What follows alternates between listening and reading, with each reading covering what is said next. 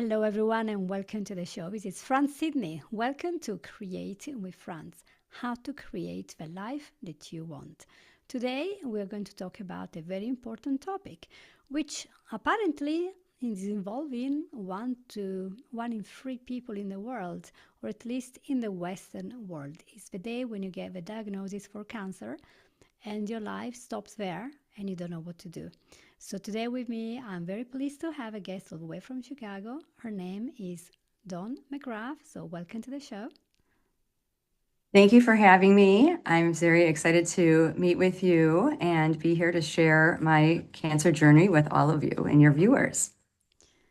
That is exactly. It's a very sober moment when we realize we have a disease and we were previously healthy and fine. And Dawn was just a mom of happy children, conducting a life just as normal. And then suddenly things went in another way and she realized that she needed to see a doctor. And this happened during the holidays as well. And what we're going to see is not only her story, which is poignant and interesting, but also we're going to have a lot of tips from personal experience telling you how Dawn managed to, with three different principles and activities, she managed to get on top of her game and not only survive, but thrive through the diagnosis and through all the stuff that happened next. So what happened just before the diagnosis? What was going on in your life? How many years ago was that, first of all? My journey started back in December of 2023, and it was around holiday time. So very busy preparing for holidays. We host Christmas at our house. Um, I really wasn't thinking about anything at all. So I went ahead and had a mammogram, and I didn't really think anything of it because I have no family history of breast cancer at all. So when I had the mammogram, I thought, here, just another test. Never had any issues ever all these years. But then the radiologist pulled me out and said, we see something that's kind of questionable. Would you feel comfortable if we had an ultrasound done, for you, just so that we can have better images and see what we need to do, if anything at all? And I felt very confident. Oh, no problem. I want you to get all the information you need, thinking there would never be an issue. So we went ahead, and then I was pulled again, and they said, you know what? We have this area of really questionable tissue here, so we'd like to perform a breast biopsy. And with that, there's a thin needle that they use to remove some tissue. And with that, it is very painless, really. It was for me, at least. And then with that, they test the tissue for any signs of cancer cells. And when I left that appointment, I really felt like, oh, this is going to be a mistake. There's not going to be any problem. So I didn't tell anyone in my family. I left that appointment thinking this is just a glitch, some kind of mistake, because honestly, for all these years, I've never had an issue and I don't have the family history. So even though I didn't want to alert anyone, and I really myself I didn't want to believe there could be a problem ever. So I went on preparing for the holidays, and but I still did have a little emptiness because I didn't say anything to anyone, and I'm carrying this all on my own. So that is scary, and it's a very lonely feeling when you're trying to take it on all by yourself. Even if there is this like sliver of hope that, well, maybe it's just going to be a negative and no problem, and I'm going to be in the clear. Well, that wasn't the case. So December 2023, I was in fact diagnosed with cancer, and so there was a tumor, and so that reality was a shock for me because like I said, never had this history. And so I had a conversation with my husband. I'm very fortunate to have a very loving and supportive husband. And it was a difficult conversation, but we're adults. And so it was, wonderful to have him there supporting me. And then the most difficult conversation of my life was telling my children that. It just breaks me up even thinking about that conversation. That took everything, all of my strength to tell them because I'm the parent. I'm supposed to be there for them. So that was scary to tell them. So I did, and I had, fortunately, the support of my husband and friends, and I have my faith, that really was a strength for me to have that conversation and tell my children. They were very quiet, and they just kind of absorbed the moment, and we fortunately have some wonderful people in our lives who are there to support my family as well and my children. So they were kind of guided through, actually professionally. Some of our good friends are like social workers, and so they kind of guided us through, even with my children and their children, all of their friend group. So that was very smooth, or at least as much as we possibly could, but it was still very difficult. So really for that whole start of that journey, the next step, of course, was to decide on a surgeon. And this was holiday time. A lot of surgeons were out of town on vacation. So I kind of had slim pickings at the moment. And I also had it in my mind that I really wanted to have this procedure done. I was concerned about the cancer growing.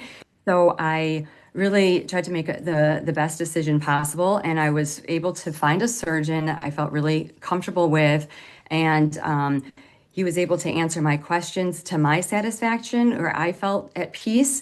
And I think it's so important to find someone where you can feel comfortable.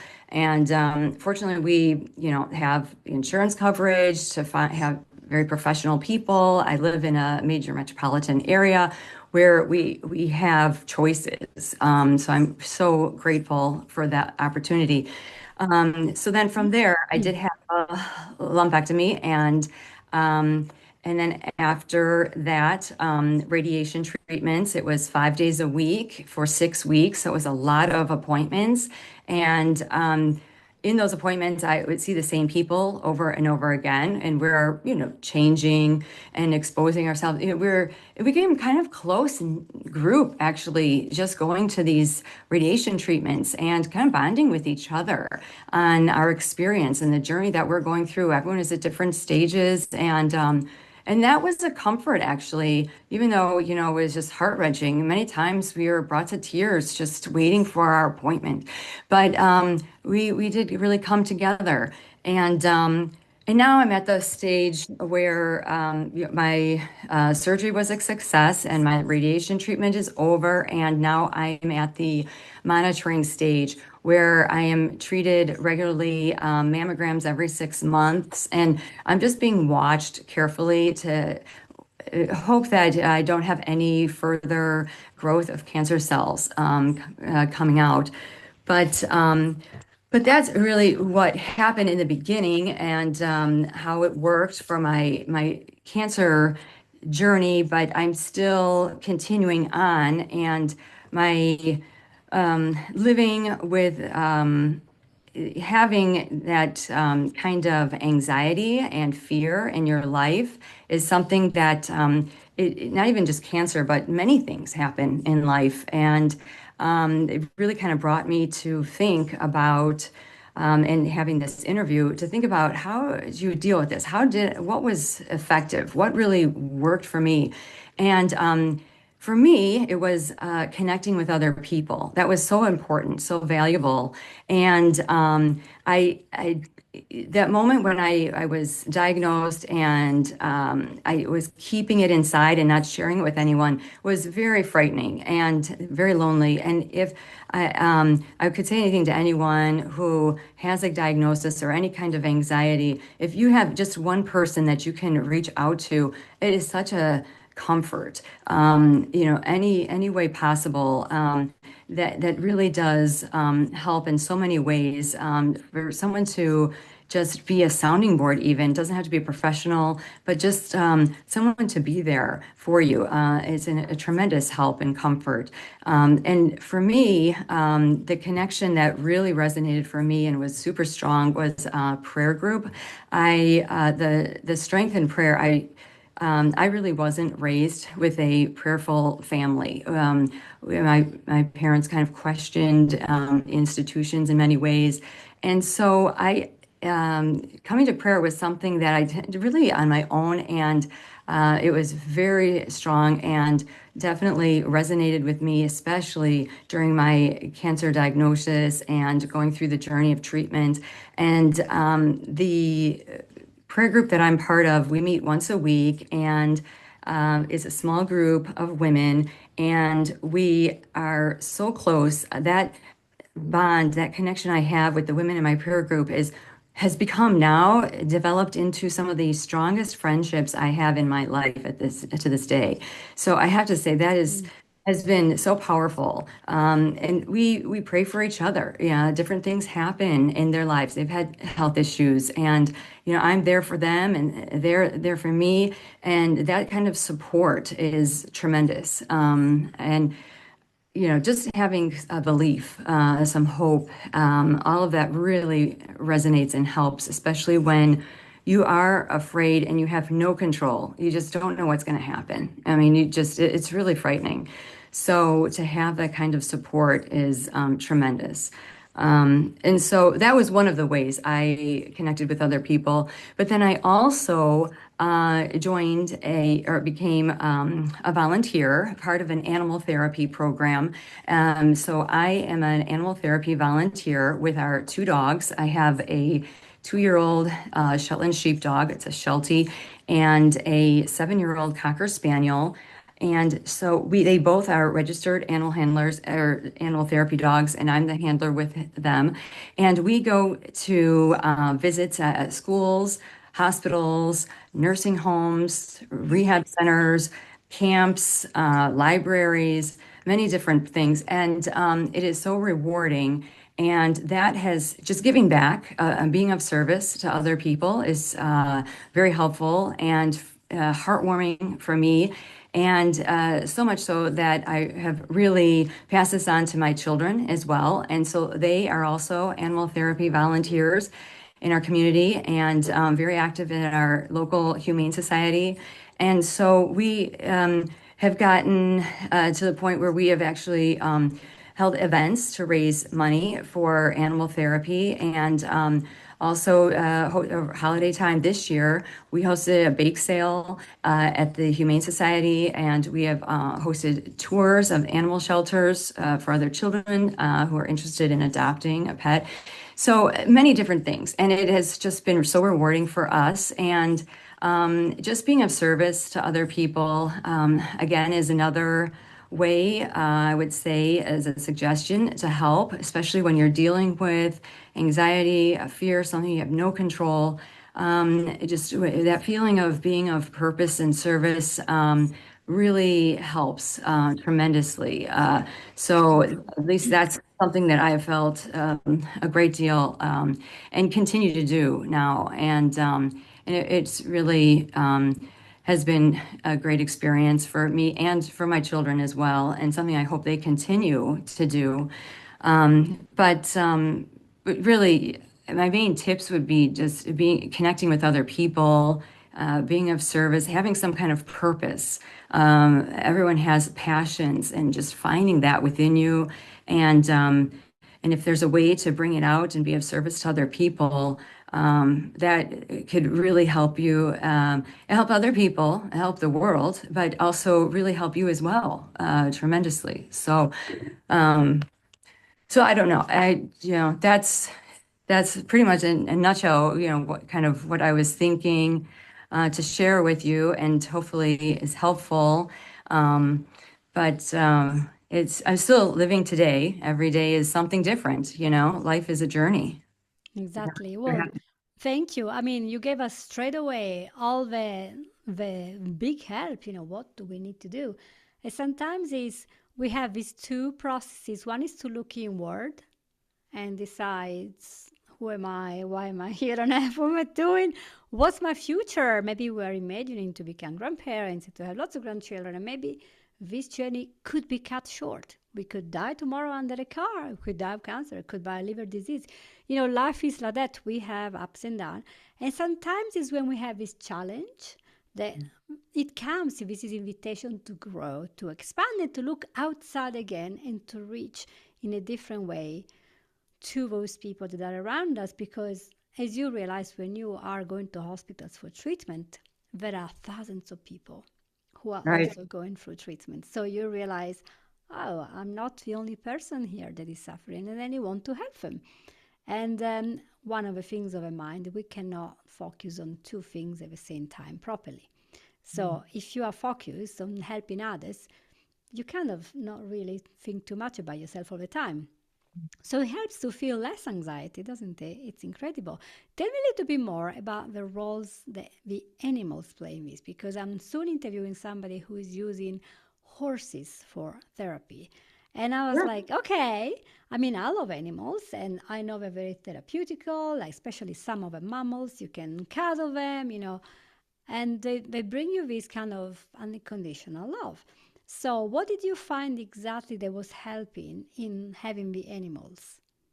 Okay, so going into the animal therapy visits to volunteer, Mm. um, the animal itself that was a kind of an icebreaker on something to speak about because sometimes you you're so upset about maybe something that you're afraid of or you're dealing with anxiety or whatever that is that's going on in your life. But if you have something else and it's an easy thing to talk about, your pet, okay? So it's a dog or it's a guinea pig or it's a horse or whatever your animal, a bunny rabbit, okay? So it's easy for you. That's your animal that you love and you have been raising, okay, and taking care of. So when you're sharing your animal with others, it's very easy to talk about that animal. And it's a nice icebreaker to open yourself up to conversation with another person. And there's no right or wrong. It's not a grade. There's no pressure at all. You're just sharing about your animal. And so it's very like calming and peaceful conversation. So that really kind of helped with the connection with other people. And with my children going into nursing homes and rehab centers, they have been able to connect with people of all different ages. Most of the time, they're with children their own age, school age children.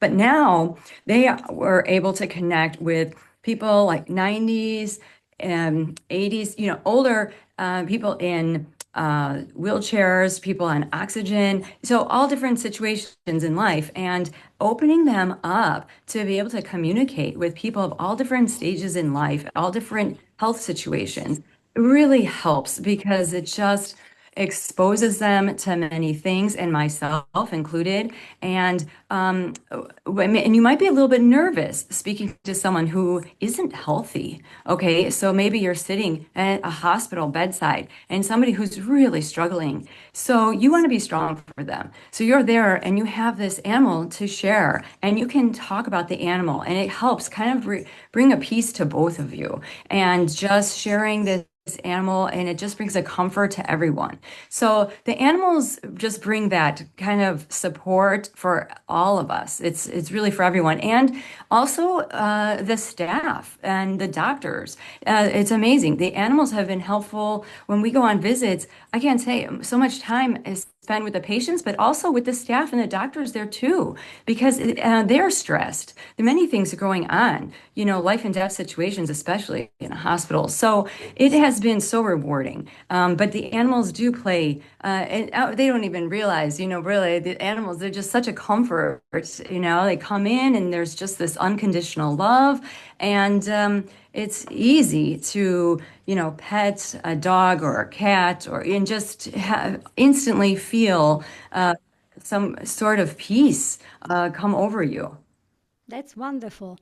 And I love to hear from people who are doing it, not just specialists and professors, but I'm actually doing this and that's how it feels. What is the difference between when Dawn Mc Grath of a year and a half ago and Dawn today? Well, I now feel a bit more confident because feel like, okay, that cancer has been removed and I've gone through the radiation. I've done what I can do. And I also feel I have gained such a tremendous bond of friends. And it's amazing how my world has grown with the people that I've kind of opened myself up to take in.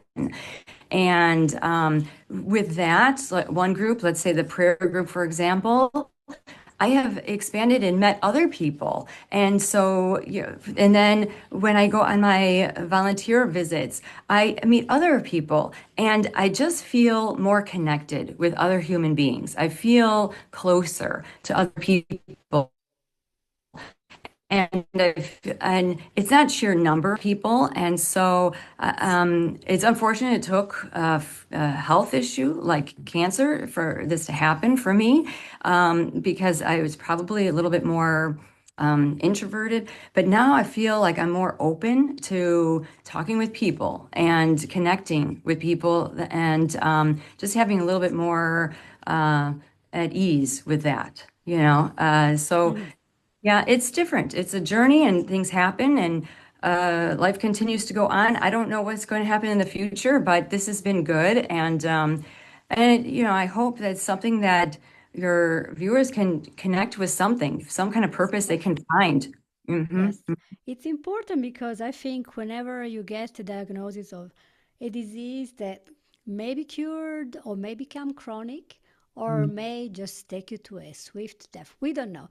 But it feels that your busy life that was going along lots of roads and journeys and it just grinds to the halt and now you have to review all your goals, your expectations, what is your future, your plans, and look at the present. And sometimes living in the present is a very, very important trait that we can have and just enjoy what we have because we don't know when we're going to be out of this world. It can happen to anyone. And as I said, you just get out of a car, a brick goes on your head and you're dead. So it can happen to anyone. It's not that cancer is the only thing that might make you consider life differently. So the important thing here is really mindset. And with that, we start to connect with people and create something positive. But before we close, I wanted to ask this. So, when we meet somebody who has a really difficult disease, such as cancer, maybe cirrhosis of the liver, which are quite serious, what should we not tell them? And what could we tell them that they want to hear desperately? What should you not tell them? I'm sorry, I just want to Both, understand. both. What is something that you wouldn't want to tell people? And what is something that made you feel better? So, you personally think, yeah, I can suggest you say that. If it happens to you that somebody told you something, you were like, really?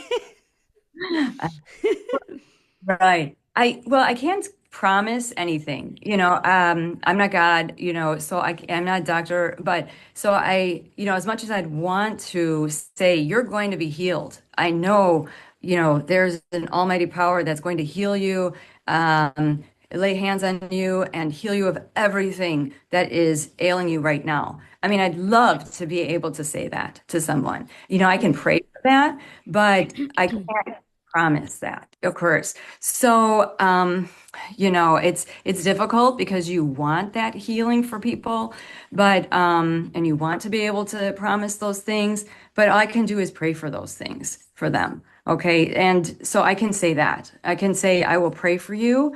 And I really pray for your healing or whatever the situation.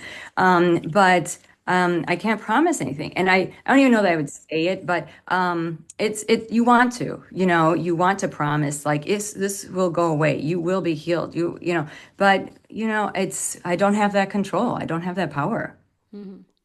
So that's very important to just stay grounded and remember we can only just offer what we have. And if we have nothing else, we can just give a hug and just be maybe a good listener.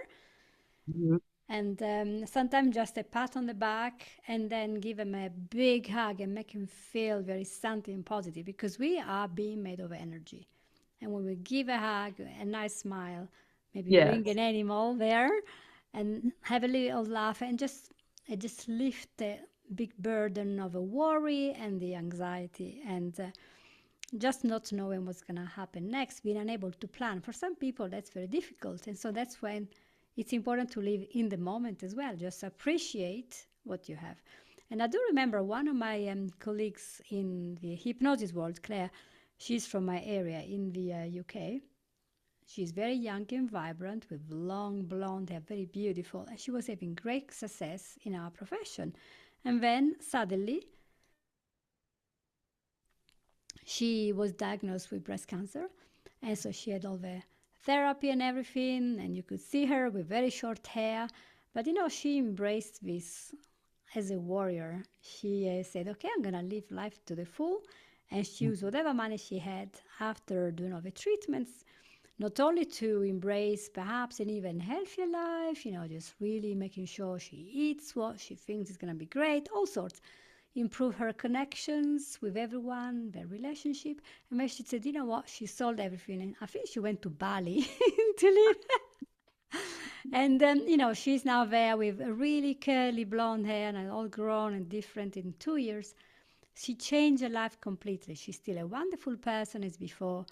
She's even more vibrant. She's like, cancer will not have me. However many days I have left, 2 years, he's not gonna have me. I'm gonna have a last word here. And I love that because she has this attitude that she's gonna love every day that she has. So Oh, that's beautiful. yeah. Okay, well, it's the end of it. So we want to say thank you everyone for listening to Dawn. Thank you, Dawn, for being here True. today. And we hope, if you want to reach to her, you can find her maybe on Facebook, on social media, she'll be there. Or maybe we can ask you to write a memoir or something that could be useful for somebody, because that's the thing when you have quite a strong disease that can and cannot heal. It depends on every case. It's different because there are thousands of types of cancer. You are lost and you really looking for something. And maybe Dawn is the person that can be that light for you in this moment with prayer, with connection, with animal therapy. There are so many things that you can use to make the journey easier. So hopefully this is a message that is useful for you or maybe for one of your loved ones. So you want to share it with people. So thank you so much for being with us, everyone, and see you all next time. Bye-bye.